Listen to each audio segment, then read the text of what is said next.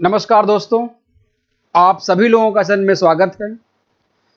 IAS PCS की तैयारी करने वाले लाखों बच्चे हर साल अपना समय और अपना धन इस परीक्षा को क्वालिफाई करने के लिए लगा देते हैं। लेकिन क्या सभी डीएम और एसडीएम बन पाते हैं? नहीं बन पाते हैं। क्यों नहीं बन पाते हैं? क्योंकि एक तो सीटें लिमिटेड होती हैं।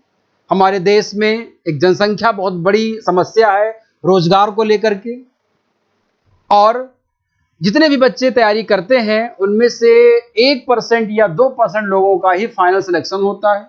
खास करके आईएएस की बात करें या पीसीएस की बात करें, यानी कि डीएम और एसडीएम बनना सभी लोगों के जीवन का एक सपना होता है। अपनी जान तक लोग लगा देते हैं कि उनको डीएम या एसडीएम बनना है, और बनते भी हैं। लेकिन जब बहुत सारे बच्चे डीएम और एसडीएम नहीं बनते हैं तो निराश हो जाते हैं, हताश हो जाते हैं। उनको लगता है कि उनका जीवन अब खत्म हो चुका है, अब लाइफ में कुछ नहीं बचा है। उसी समय एक नई चीज उनको अगर पता चल जाए कि डीएम एसडीएम अगर आप नहीं बने हैं तो कोई बात नहीं, वैसा ही जज्बा अगर आप लेके चलेंगे तो जो रुतबा डीएम और एसडीएम का है, जो सैलरी डीएम और एसडीएम की है, जो पावर या जो समाज में जो स्टेटस जो डीएम एसडीएम का है, लगभग वैसा ही स्टेटस आपको दोबारा मिल सकता है, आपको मिल सकता है, आप पा सकते हो। और ये सब कौन करेगा? ये होता है उत्तर प्रदेश के यूपी लोक सेवा आयोग एक परीक्षा निकालती है जिसका नाम है आरओ एंड एआरओ, यानी कि review officer and assistant review officer, समीक्षा अधिकारी और सहायक समीक्षा अधिकारी। जी हां, ये ऐसी परीक्षा है जिसको आप क्वालिफाई करके वो रुतबा पा सकते हो जो डीएम और एसडीएम का होता है। समाज में एक प्रतिष्ठा के रूप में, प्रतिष्ठित व्यक्ति के रूप में आप जाने जाओगे। आपका जो सैलरी होगी बहुत ही अच्छी खासी सैलरी होगी। आप वो सभी चीजें प्राप्त कर सकते हो जो डीएम एसडीएम बन करके आप प्राप्त कर सकते थे। और सबसे अच्छी बात इसमें क्या है कि अगर ये परीक्षा आप निकालते हो तो आपको बार बार यहां से इस शहर से उस शहर में जाने की आवश्यकता नहीं होती है। जिस शहर में वो हो सकता है लखनऊ में हो या आपका प्रयागराज में हो, अगर एक बार लखनऊ या प्रयागराज में आपका अगर वहां पे सिलेक्शन हो गया, अगर आपकी ज्वाइनिंग हो गई, तो आपको जीवन भर वहीं पर रहना है। इसका मतलब क्या हो गया कि आपकी जो स्टेबिलिटी है वो जीवन भर की वहीं पे रहेगी। आपके बच्चे पढ़ रहे हैं, आपके बूढ़े माता पिता है, आपकी फैमिली है, इन सबको बार बार आपको कहीं और जाना, फिर कहीं और जाना, सामान कहीं और लेकर के जाना, ये जो समस्याएं होती हैं इनसे भी आप मुक्ति पा सकते हो। यानी कि अगर देखा जाए तो यूपीपीसीएस के द्वारा जो ये परीक्षा ली जाती है, ये सबसे बेहतरीन परीक्षा है जीवन को बेहतर बनाने के लिए। और इन चीजों को अगर हम समझ पाते हैं, जो बच्चे समझ पाते हैं, डट करके इस परीक्षा का सामना करते हैं, मेहनत करते हैं, क्वालिफाई करते हैं, तो उनकी लाइफ में डीएम एसडीएम बनने का जो सपना था, जो नहीं बन पाते हैं, वो भूल चुके होते हैं, उससे वो आगे निकल चुके होते हैं। तो इस बार भी 2021 के बाद 2023 में यूपीपीसीएस दोबारा से इसका नोटिफिकेशन जारी किया हुआ है और इसके फॉर्म संभवतः अक्टूबर महीने में 2023 में आ जाएगा। तो ये जो आपकी आरओ और एआरओ की परीक्षा है, इसके लिए मैं आपको विज्ञान और पर्यावरण यानी कि साइंस एंड इन्वायरमेंट, इन दो चीजों को संपूर्ण कार्यक्रम यहां पर कराया जाएगा, और सबसे कम समय में और सबसे ज्यादा और सबसे बेहतर तैयारी आपको कराई जाएगी। इसके लिए आपको करना क्या है कि हमारा एक छोटा सा ऐप है, सीईटी ऐप, उसको आपको डाउनलोड करना है गूगल प्ले स्टोर पे जाकर के, और वहां से आपको इसकी वीडियोस आपको प्रॉपर मिलनी शुरू हो जाएंगी, पूरा कोर्स आपका मिलना शुरू हो जाएगा। और ये सारी कक्षाएं जो होंगी वो मेरे द्वारा होंगी, इसको आपको ध्यान रखना है। मेरा हमेशा से मानना है कि अगर आपको आरओ एआरओ को निकालना है तो आरओ एआरओ के अनुभवी शिक्षक से आपको पढ़ना चाहिए, जो उस क्षेत्र में बिजली काम कर चुके हों, उनके नेतृत्व में आपको तैयारी करनी चाहिए। इसको आपको ध्यान में रखना है। इन सब चीजों को ध्यान में रखते हुए अगर आप देखेंगे तो यूपीपीसीएस आरओ 2023 का नोटिफिकेशन जारी हो गया है, जिसमें सबसे बड़ी बात यह है कि आरओ और एआरओ के जो कुल पद हैं वो 181 हैं। जी हाँ, 181 पद जो है इसके लिए निकाले गए हैं। लेकिन ध्यान रखिएगा, ये बहुत अच्छी खुशखबरी आपके लिए है कि ये जो पद हैं ये केवल इतने ही नहीं हैं। आप ध्यान रखेंगे, जब नोटिफिकेशन आएगा और जब फाइनल मेंस का एग्जाम होगा, फाइनल होते होते लगभग इनकी संख्या 250 प्लस के आसपास हो जाएगी।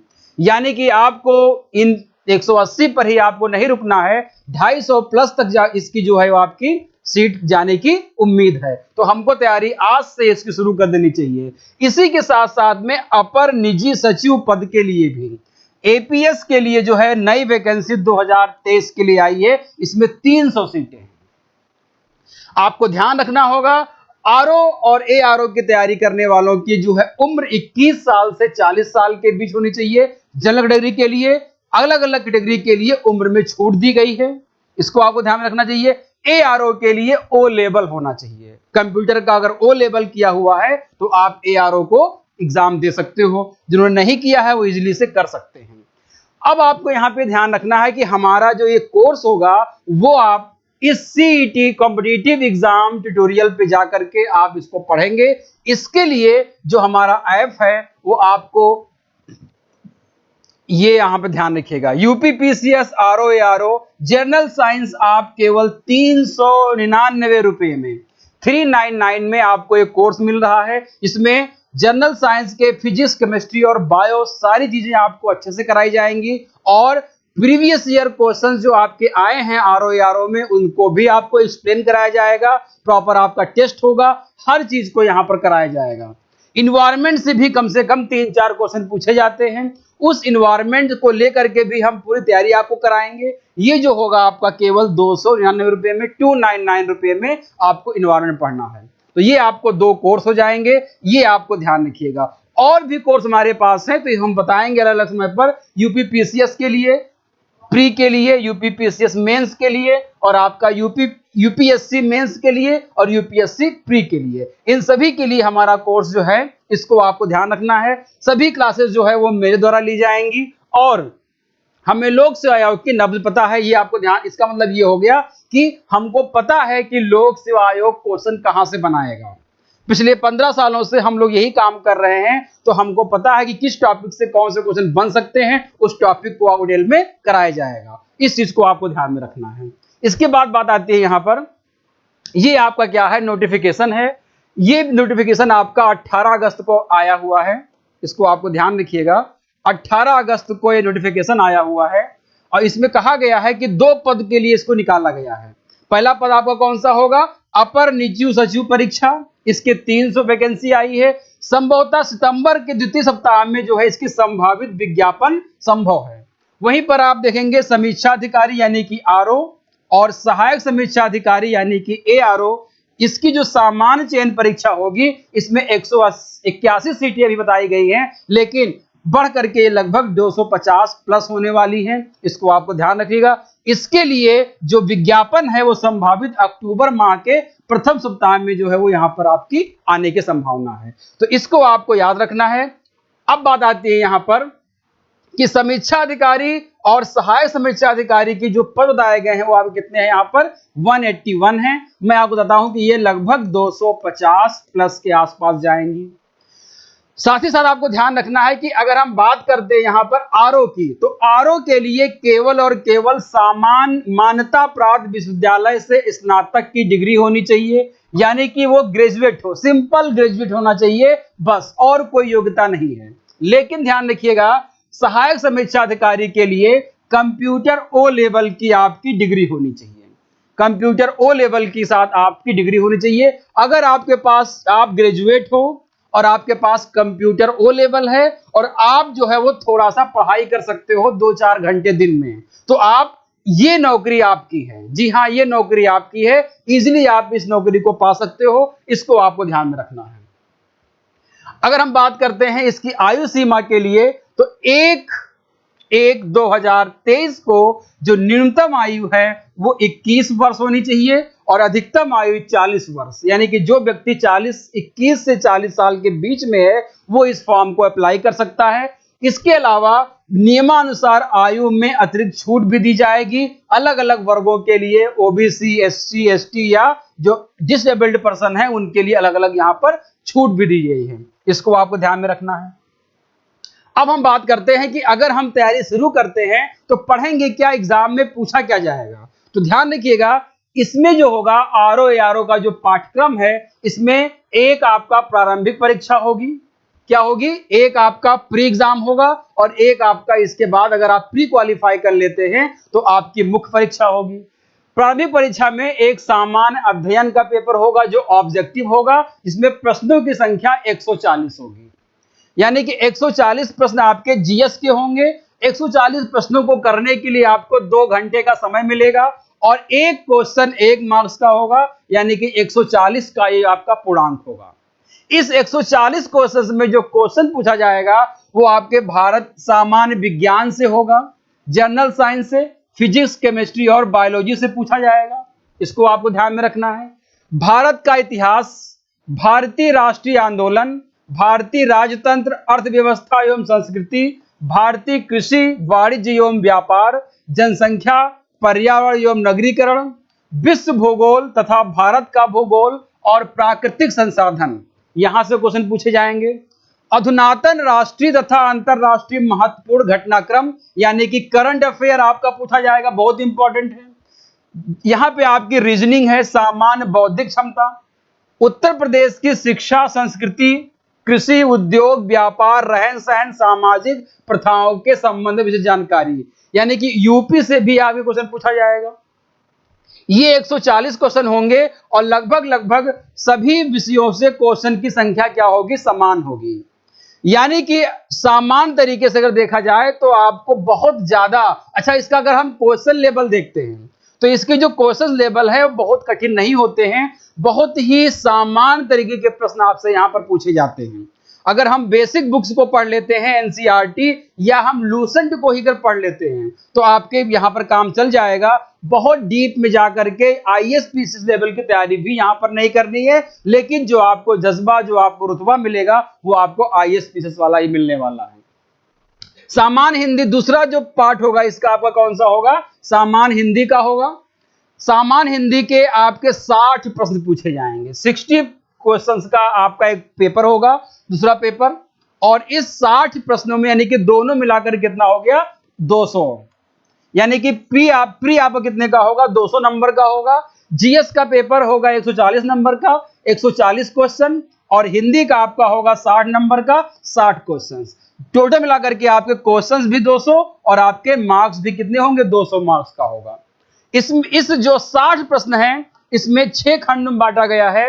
10 क्वेश्चन विलोम के आएंगे, 10 क्वेश्चन आपके वाक्य एवं वर्तनी शुद्धि के आएंगे, 10 क्वेश्चन अनेक शब्दों के एक शब्द से आएगा, 10 क्वेश्चन तत्सम एवं तद्भव शब्द से आएगा, 10 क्वेश्चन विशेष और विशेषण से आएंगे और 10 क्वेश्चन आपके पर्यायवाची शब्द से आएंगे। तो पर्यायवाची से 10, विशेष और विशेषण 10, तद्भव तत्सम से 10, अनेक शब्दों के एक शब्द से 10 और वाक्य एवं वर्तनी के 10 क्वेश्चन, यानी कुल मिलाकर के आपके यहां पर 10-10 होंगे, 60 क्वेश्चन आपसे पूछे जाएंगे। समय आपको मिलेगा 1 घंटा, यानी कि ये जो आपका जो होगा सामान्य शब्द ज्ञान एवं व्याकरण, ये भी ऑब्जेक्टिव टाइप का होगा। 60 क्वेश्चन को करने के लिए आपको 1 घंटे का यानी कि 60 मिनट का समय लगेगा, यानी कि एक क्वेश्चन को करने के लिए आपको यहां पर 1 मिनट का समय दिया जाएगा। इसको आपको ध्यान रखना होगा।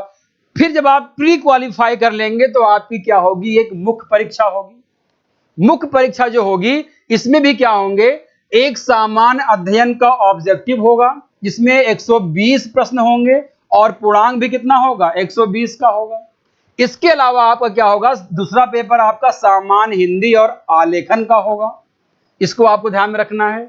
जो जीएस का पेपर होगा वो 2 घंटे में आपको 120 क्वेश्चन, यानी कि अगर आप देखें यहां पर तो 120 मिनट में 120 क्वेश्चंस, एक क्वेश्चन करने में आपको 1 मिनट का समय यहां पर दिया जा रहा है।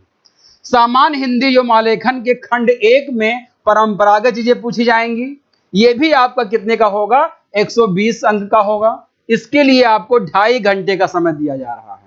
इस परंपरागत का जो खंड 1 होगा, ये खंड 1 जो है वो कितने का होगा? 21 अंक का होगा, 21 मार्क्स का होगा, जिसमें पहले पार्ट में दिए हुए गद्यांश का शीर्षक, सारांश एवं 3 रेखांकित अंशों की व्याख्या करनी होगी। यानी कि वहां पर एक आपको पैराग्राफ दिया होगा, उस पैराग्राफ को पढ़ करके, उस गद्यांश को पढ़ करके उसका टाइटल बताना होगा, किस टाइटल की बात, किसकी बात कर रही हो, उसको आप समराइज करना होगा, सारांश लिखना होगा, और उसमें कुछ लाइन होंगी जो अंडरलाइन होंगी, उन अंडरलाइन शब्दों लाइन की क्या करनी है? आपको व्याख्या करनी होगी। इसको आपको ध्यान रखना होगा। तो गद्यांश का जो शीर्षक के लिए आपको 3 नंबर दिए जाएंगे, सारांश को लिखने के लिए आपको यहां पर 6 नंबर दिए जाएंगे, और 3 रेखाएं जो वहां पर होंगी, जो सब जो अंकित होंगी, उनके लिए जो है आपको 12 नंबर दिए जाएंगे। तो ये आपको 21 मार्क्स यहां पे आपको मिल रहा है 120 में।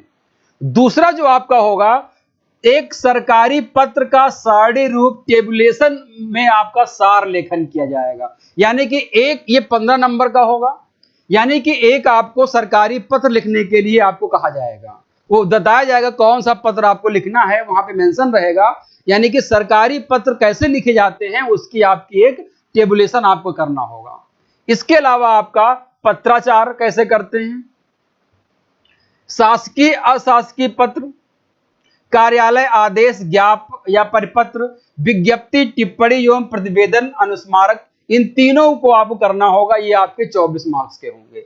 अब यहां पर ये क्यों कराया जा रहा है, ध्यान रखिएगा, इसलिए कराया जा रहा है क्योंकि आप बनोगे रिव्यू ऑफिसर, समीक्षा अधिकारी। यानी कि जो सचिवालय में डीएम होते हैं, डिस्ट्रिक्ट मजिस्ट्रेट, या जो सचिवालय में जो सेक्रेटरीट में जो सेक्रेटरी होते हैं, सचिव होते हैं, आईएएस जो होते हैं, उनके कामों को आपको क्या करना होता है? रिव्यू करना होता है। यानी कि उनके कामों को आपको आसान करना होता है।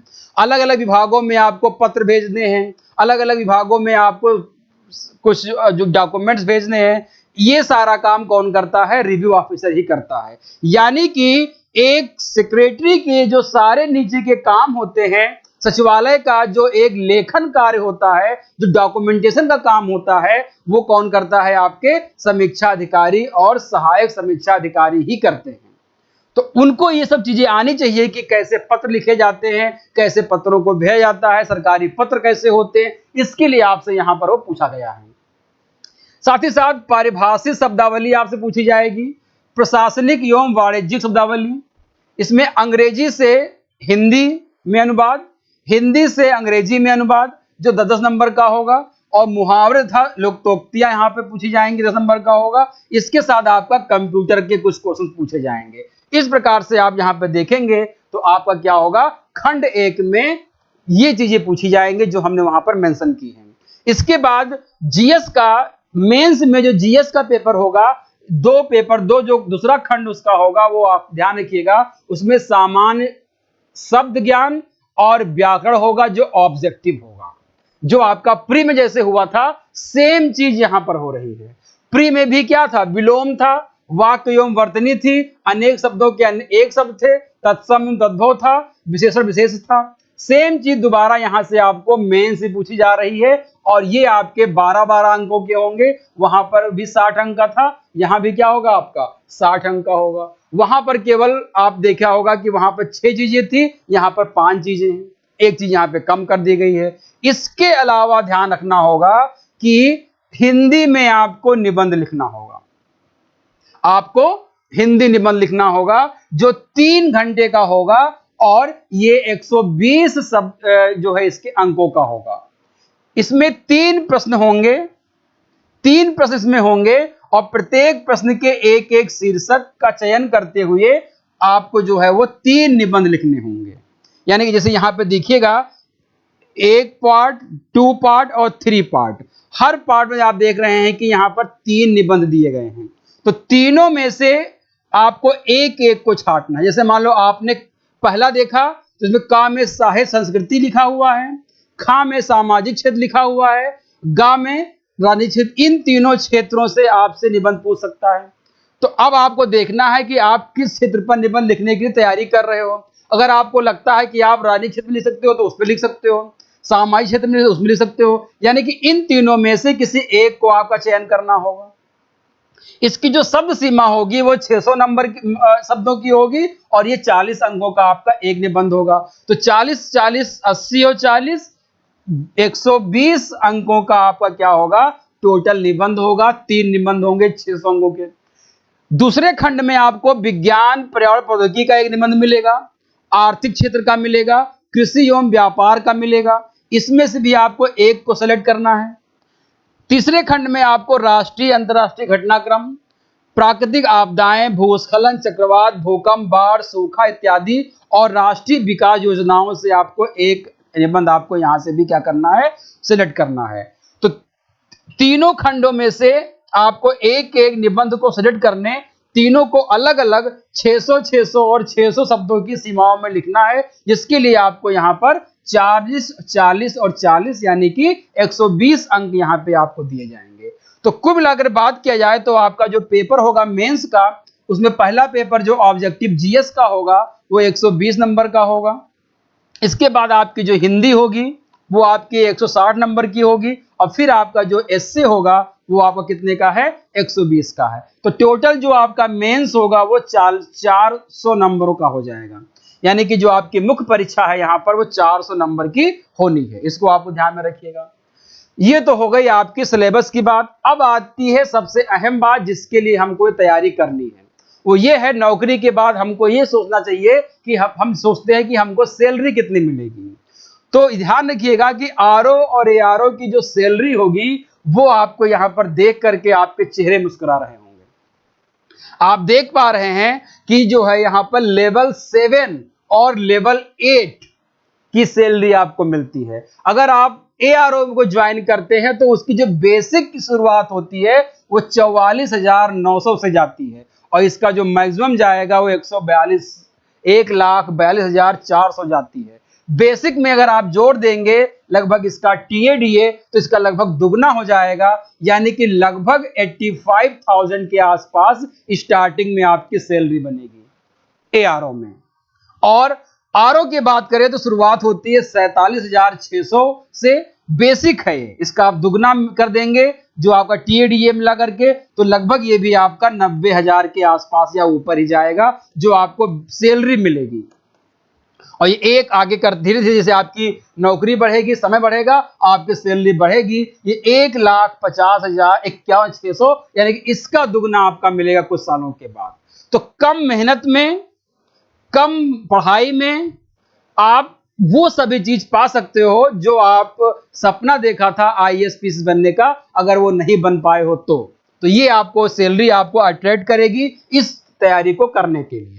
इसको आपको ध्यान में रखना होगा। एक बार मैं फिर से बताऊंगा यहां पर कि अगर आपको आरओ एआरओ की तैयारी करनी है उसे करनी ही चाहिए। तो सबसे सटीक और सबसे अच्छी तैयारी का जो समय है अब शुरू हो गया है, क्योंकि अक्टूबर में आपका नोटिफिकेशन विज्ञप्ति आ जाएगी। इसके लिए यूपीपीसीएस आरओ एआरओ के लिए जनरल साइंस हम शुरू कर रहे हैं मात्र 399 रुपए में, 399 में कंप्लीट। इसमें आपको फिजिक्स, केमिस्ट्री, बायोलॉजी के साथ साथ प्रीवियस ईयर क्वेश्चंस और आपका प्रैक्टिस टेस्ट भी कराया जाएगा।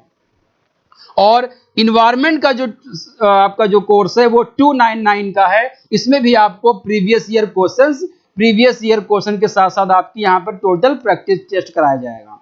एग्जाम तक आपका पूरा चलेगा, इसको आपको ध्यान में रखना है।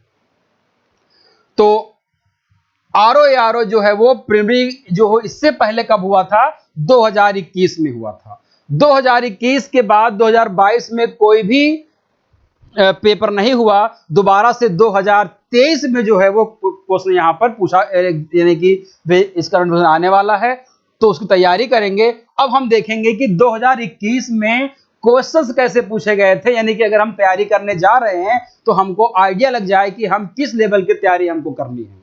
तो अगर आप यहां पर देखेंगे तो पाएंगे यहां पर जो क्वेश्चन आया हुआ था कि which of the following relation is not correct, इनमें से कौन सा रिलेशन सही नहीं है। 1 बाइट में 8 बिट, 1 किलोबाइट में 1024 बाइट, 1 गीगाबाइट में 1024 किलोबाइट, 1 टेराबाइट में 1024 गीगाबाइट। तो आप ध्यान रखेंगे पहले बाइट होता है, फिर किलोबाइट होता है, फिर मेगाबाइट होता है, फिर आपका गीगाबाइट होता है, फिर आपका टेराबाइट होता है। तो 1 बाइट में 8 बिट होते हैं, एकदम सही है।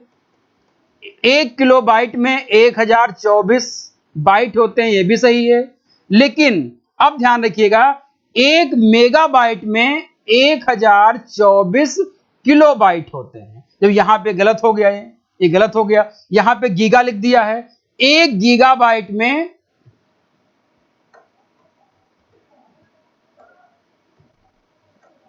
1 गीगाबाइट में आप देखेंगे तो यहां पर 1024 क्या होता है, मेगाबाइट होता है। यहां पे क्या होता है, मेगाबाइट होना चाहिए था, जबकि यहां पे क्या दिया, किलोबाइट। तो ये क्या है, आपका सही नहीं है। अगर आपको बाइट, किलोबाइट, मेगाबाइट पता है तो इसका आंसर आप इजीली कर सकते थे। तो इस तरह क्वेश्चन पूछा गया है। अगला क्वेश्चन आया हुआ है यहां पर कि तुलसी के पौधे का औषधीय महत्व निम्नलिखित में से किसके कारण होता है। यानी कि तुलसी में ऐसा क्या है जिसकी वजह से जो है वो एक मेडिसिनल प्लांट के रूप में जाना जाता है। Inorganic acid, organic acid, phenols and flavonoid and lithium bicarbonate. तो ध्यान रखिएगा, तुलसी के पौधे में क्या होता है, फिनॉल और फ्लेवोनॉइड्स होते हैं, जो क्या करते हैं, एक प्रकार से मेडिसिनल प्लांट के रूप में इसको हम उपयोग करते हैं। एक क्वेश्चन आया, अब देखिए ऐसा क्वेश्चन अगर आ जाए तो आपको छोड़ देना है, नहीं करना चाहिए, क्योंकि ये क्वेश्चन अगर आप टच करते हो तो ये एकदम से क्या है कि ये फैक्ट बेस्ड है, और हमने कहीं यही नहीं पढ़ा होगा कि राम तिल के फसल के तेल एक तेल की फसल है और इसके बीजों में तेल की कितनी मात्रा होती है।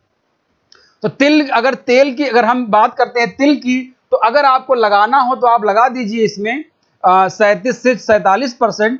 लेकिन मेरा मानना है कि आप ऐसे क्वेश्चन को छोड़ दें, क्योंकि ये गलत ही साबित हो सकता है आपके लिए, क्योंकि ये कहीं आप नॉर्मली नहीं पढ़ेंगे, ये इसको आप छोड़ दीजिएगा।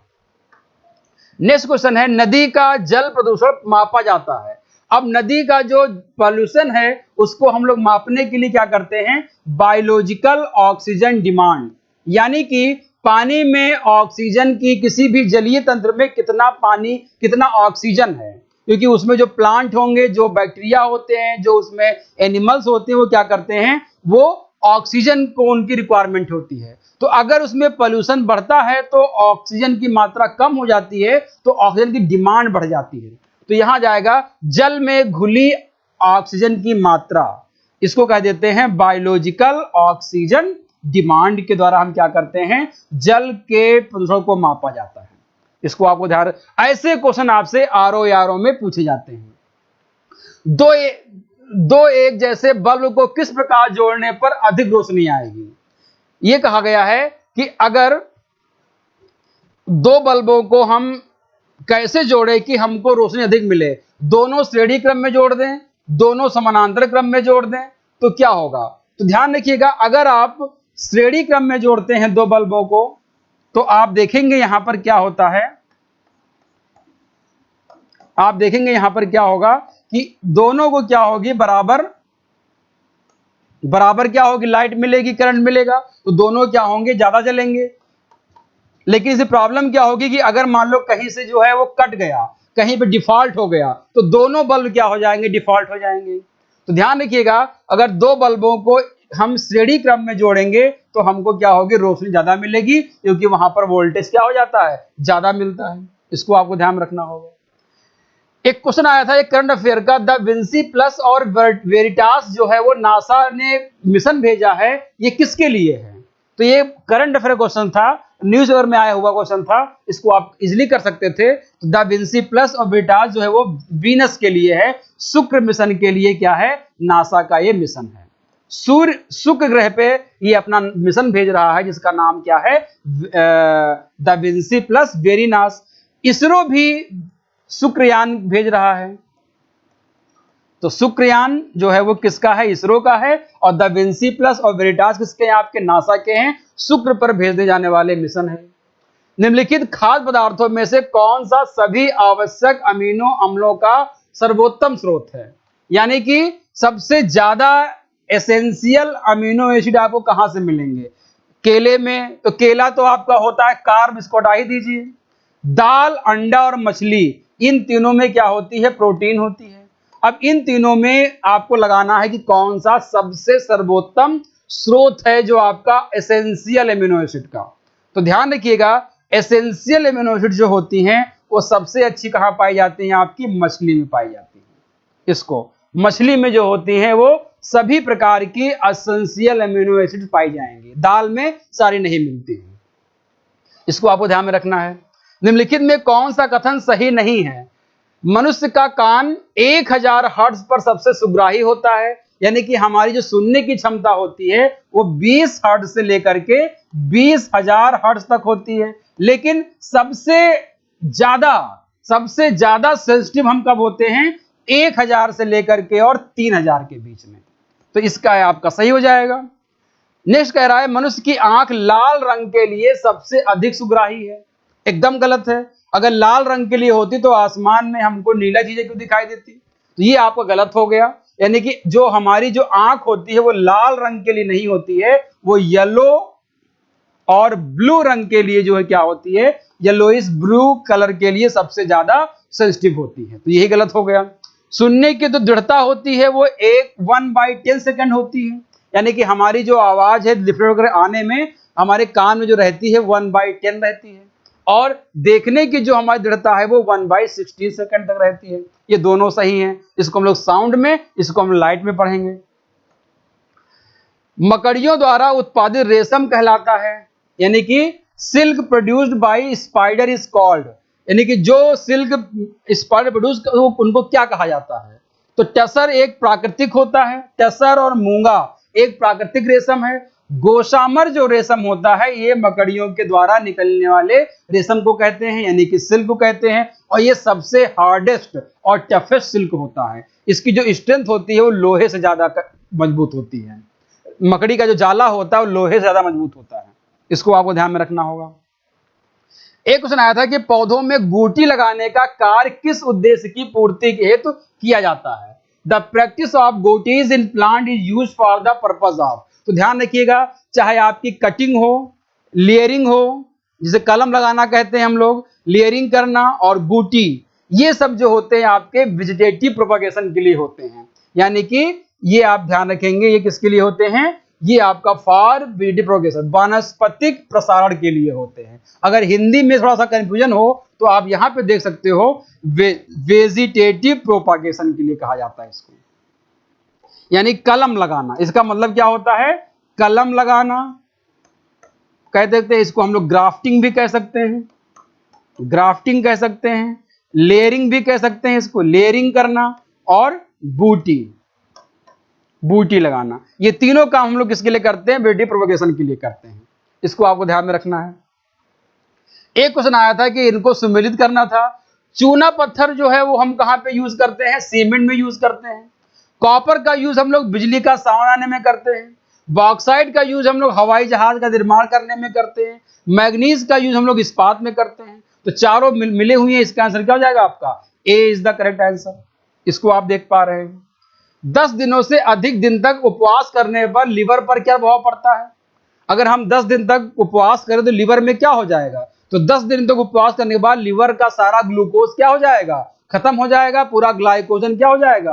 खत्म हो जाएगा। तो लिवर में ग्लूकोज का स्तर क्या हो जाता है? यहां पर कम हो जाता है। लिवर में ग्लूकोज का लेवल क्या हो जाता है? आपका कम हो जाता है। इसको आपको ध्यान में रखना है। निम्नलिखित युग्मों में से कौन सा सही सुमेलित है? चुकंदर से चीनी बनती है, सही है। शहद ग्लूकोज और फ्रक्टोज पाया जाता है, बिल्कुल सही है। कपास सेलुलोज, दुग्ध लैक्टोज। पूछा गया इसमें कौन सा आपका सही सुमेलित है? तो चुकंदर से भी चीनी बनती है, ये बात एकदम सही है, कोई डाउट इसमें नहीं है। हनी में क्या होता है? ग्लूकोज भी होता है, फ्रक्टोज भी होता है। कॉटन जो है सेलुलोज का बना होता है, ये भी बात सही है। और मिल्क में लैक्टोज होता है। तो 1 2 3 4 चारों इसमें क्या है? आपके सही है। इसमें कोई डाउट वाली करने की बात ही नहीं है। तत्व सरसों में तेल की मात्रा बढ़ाने में अत्यधिक उपयोगी होता है। तो ध्यान है कि इसका आंसर आपका है सल्फर। सल्फर क्या होता है कि ये तेल की मात्रा को बढ़ाने में हेल्प करता है। अब ये क्वेश्चन आपको अगर नहीं आ रहा छोड़ दो, क्योंकि ये इतना डीप में जाकर के आपसे जानने की जरूरत नहीं है। सल्फर इसका आंसर है, इसको आपको ध्यान रखना है। तो ये आपका इस तरह के, यानी कि आरओ एआरओ की तैयारी अगर आप करते हो तो बहुत ज्यादा डीप में, बहुत ज्यादा गहराई में या बहुत कठिन तैयारी आपको नहीं करनी है। जस्ट 120 क्वेश्चन सामान्य तौर पर आपको जीएस के लिए, 60 क्वेश्चन आपके हिंदी के लिए कर लीजिए। मेंस में 3 निबंध आप अच्छे से लिख लीजिए, एक आप जो है वो सरकारी पत्र लिखना सीख लीजिए, कुछ आप दोबारा जो आपने प्री में जो आपने हिंदी पढ़ी थी उसको रिवाइज कर लीजिए, और फिर से जो है आप क्या करिए कि जीएस को रिवाइज कर लीजिए, पढ़ लीजिए। इतना अगर आप कर लेते हैं तो आपको 80-90 हजार की नौकरी जीवन भर तक एक ही शहर में, ये कहीं से नहीं मिल सकती है, ये केवल आपको आरओ और एआरओ ही दे सकता है।